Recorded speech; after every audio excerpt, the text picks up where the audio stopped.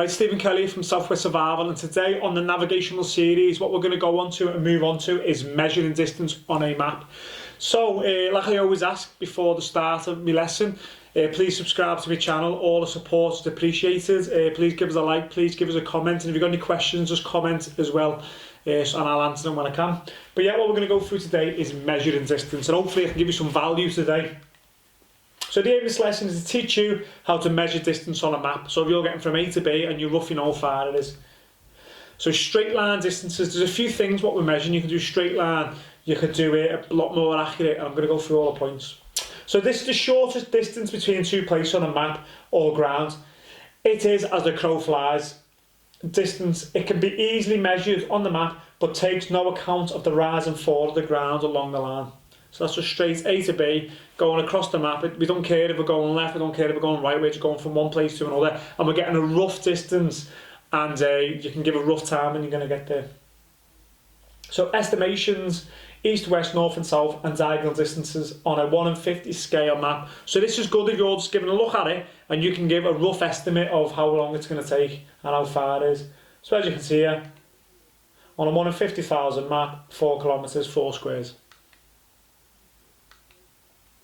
3 kilometres, 2, 1.5, approximately 1.5 from corner to corner,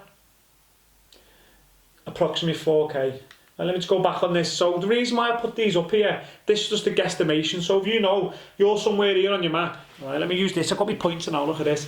So say you know you're somewhere around here on the map and you need to get from this part of the grid square to this corner, you roughly know it's going to take you, it's going to be like 1.5k. So if we're working on a nice Smith's rule, you're looking at walking at 4 kilometres an hour, you can work out time, so on and so forth. So you know, let's work at that 4k an hour, you know corner to corner over three squares, it's roughly 1.5k corner to corner, you know that's going to take you an hour. So that's how we work out. And now you can measure it as well. So if you're taking a straight line distance from A to B, you can get a bit of paper, take it down here and measure it. So here's how you use a scale line. Like so. So let's go back onto this.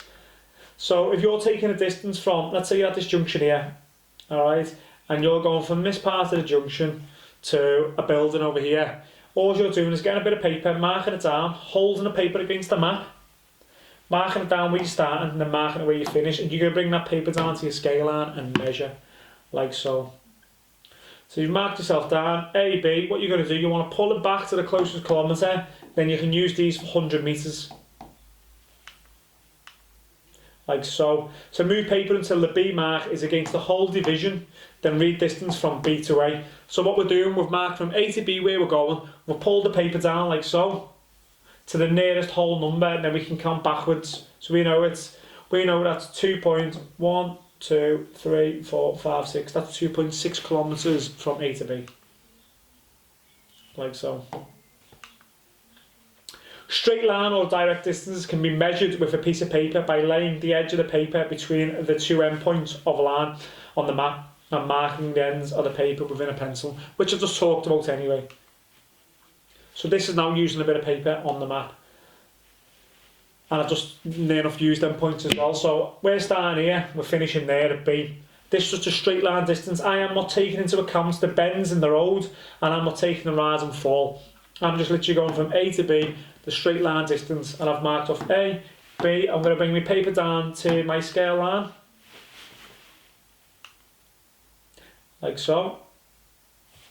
And I know I've got 4.1, 2, 3, 4, 5, 6, 7, 4.7, 4.8 kilometres from A to B.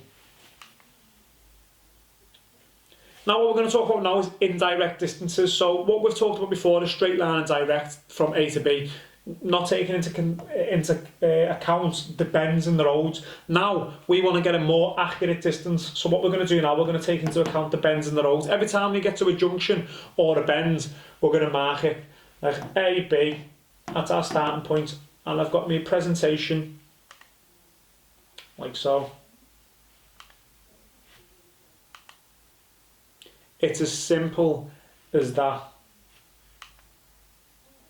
And you'll do that all the way through from your A to B where you're going. Then when you've got your distance and when you've finished your whole distance, all you're going to do is take it down to the scale line and you can measure.